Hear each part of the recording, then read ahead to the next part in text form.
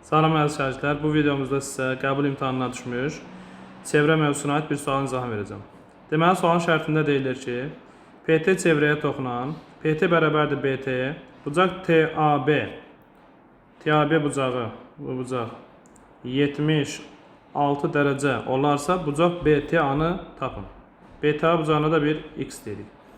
Əvvəlcə şəkilə baxsaq görərik ki, BTP üçbucağı bərabər yanlı üçbucaqdır. Buna görə bərabər yanlı üçbucağın oturacağına bitişik bucaqların hər birinə alfa desək, bucaq B də alfadır, bucaq P də alfadır. Çevrədən bildiririk ki, çevrə daxilində çəkilmiş bucaq söykəndiyi qövsün yarısına bərabərdir. Əgər B bucağı alfadırsa, B bucağının qarşısındakı AT qövsü 2 alfa olur. Sonra A bucağı 76 dərəcədirsə, A bucağının qarşısındakı BT qövsü 76-nı 2-yə vursaq 152 dərəcə olur. Burada isə biz görürük ki, PT toxunandır, PB isə kəsəndir. Bilirik ki, toxunanla kəsən arasında qalan bucaq bu alfa bucağı BT, yəni 152 dərəcəli qövsünlə TA qövsünün fərqinin yarısına bərabərdir.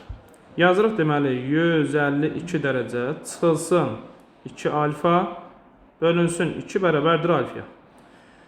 Buradan tənliyi həll eləsək 4 alfa bərabərdir 152 dərəcə alırıq və buradan alfa bərabərdir 152-ni 4-ə bölsək, deməli 15-in 4 3 dəfə, 32-in 4 8 dəfə. Alfa 38 dərəcə alınır.